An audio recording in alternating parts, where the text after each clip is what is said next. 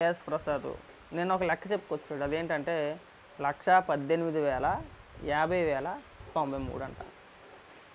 వీళ్ళు రాష్ట్ర ప్రభుత్వం అంటే గడిచిన నెల రోజుల పాటు చంద్రబాబు నాయుడు గారి పరిపాలన గురించి ప్రభుత్వం ఎన్ని అప్పులు చేసింది, ఎంత అప్పు చేసింది, ఎన్ని వేల కోట్ల రూపాయలు అప్పు తెచ్చిందని ఒక డిబేట్ పెట్టేశారు. ఆ డిబేట్లో మా అపర మేధావిని తీసుకొచ్చేసారు. అపర మేధావిని తీసుకొచ్చి అపర మేధావికి ఒక వాట్సాప్లో ఒక స్క్రిప్ట్ పంపించేశారు. నువ్వు చదవాల్సింది ఇది, యాసిసి చదివేస్తే సరిపోద్ది, నువ్వేం పెద్దగా ఏమీ టెన్షన్ పడవసరం లేదు దాన్ని. ఇప్పుడు మా కేఎస్ ప్రసాద్ అన్న చూసుకోవాలి కదా, చూసుకోవడం అట్ట యాసిసి అట్ట చదివేసాడు. చంద్రబాబు నాయుడు గారు దిగిపోయే నాటికి 3,14,000 కోట్లు ఎంతో చెప్పుకొచ్చాడు. జగన్మోహన్ రెడ్డి దిగిపోయే నాటికి 5,80,000 కోట్ల రూపాయలు ఎంతో చెప్పుకొచ్చాడు.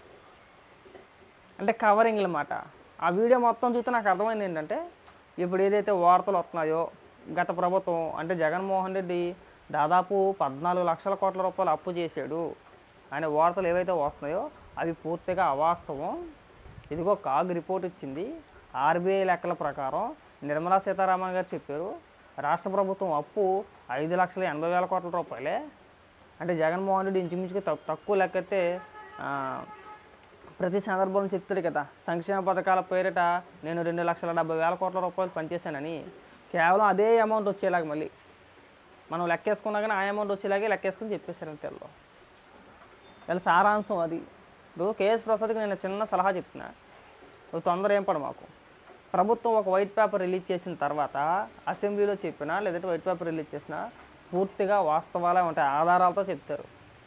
మనలాగా ఎవడో పంపిన స్క్రిప్ట్ చదివి వినిపించారు. అక్కడ నువ్వు మాట్లాడిన దరిద్రం కూడా వినిపిస్తా. ఒకసారి వినండి.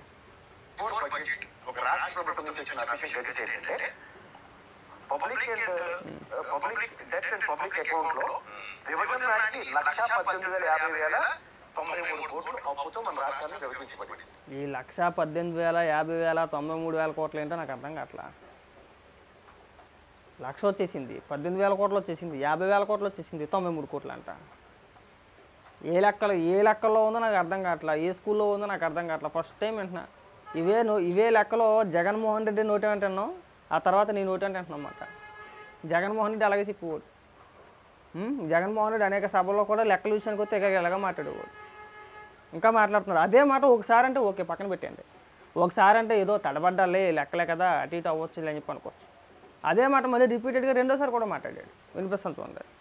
సో దాని తర్వాత వచ్చిన తెలుగుదేశం ప్రభుత్వంలో ఈ 1,18,000, 50,000, 93 కోట్లు కూడా కలుపుకొని చూసారా, మళ్ళీ అదే మాట. మళ్ళీ 1,18,000, 50,000, 93 కోట్లు కలుపుకొని పూర్తిగా వినిపిస్తామేనండి. 2,71,797.56 కోట్లతో జగన్మోహన్ రెడ్డి గారి ప్రభుత్వానికి 2019 అప్పు చేశారు. ఇది 2023 4 సంవత్సరాల పైకి అయిన తర్వాత బడ్జెట్ లో ఇంక్లూడింగ్ నిర్మలా సీతారామన్ గారి నోట్లో తెచ్చిన ఫిగర్ కూడా 4,42,440,000. మళ్ళీ 4 కోట్లు ఎక్కడి నుంచి వచ్చింది? 2023 నాటికి అయితే గీతే 4 లక్షలు అవ్వాలి కానీ, అంతేనా? లెక్కల ప్రకారం అంటే నువ్వు చెప్పిన లెక్కల ప్రకారం 4 లక్షల పైచిలుకు కోట్లు అవ్వాలి. ఎంత వస్తే అంత, పోనీ 4,50,000 చిల్లర కోట్లు అనుకో.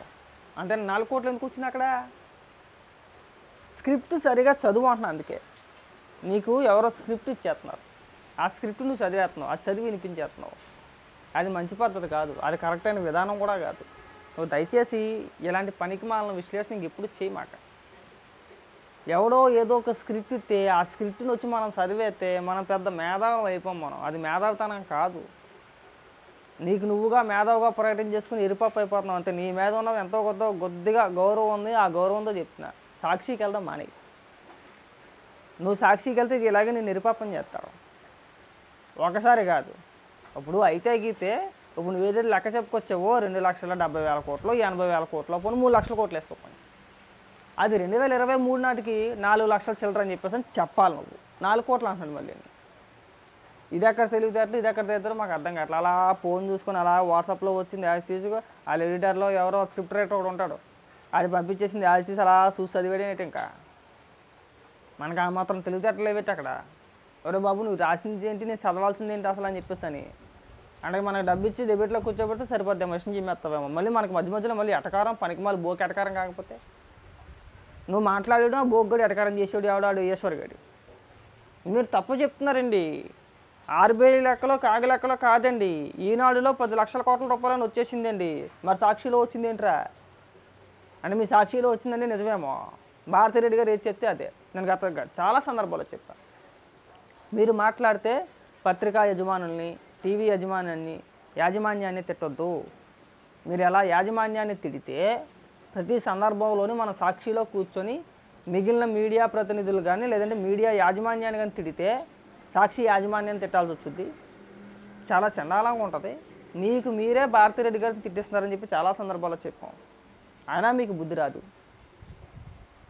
చనిపోయిన రామోజీరావు గారి గురించి మళ్ళీ ప్రేతాత్మ ఆత్మ అని చెప్పేసి మళ్ళీ అక్కడే వెటకారమే. ఆ ఎదవ కడుపుకి అన్నం తింటాడు గడి తింటాడు మాకు అర్థం కావట్లేదు. ఎవడు ఈశ్వర్ గారు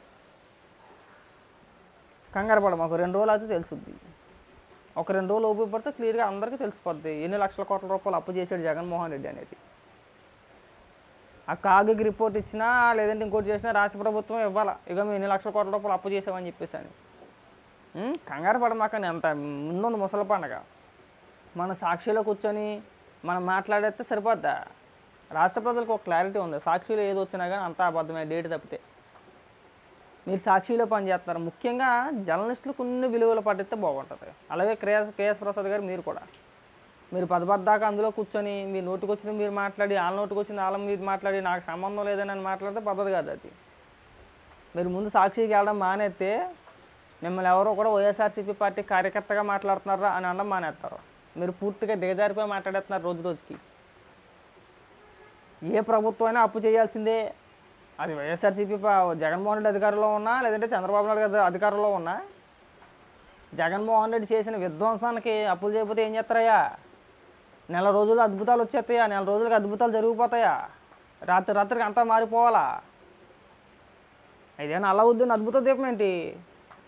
దీపంలోంచి బొమ్మ బయటకు వచ్చి చేతి పడితే చేసి వెళ్ళిపోవడానికి మీరు మాట్లాడే విధానం అలాగే ఉంది.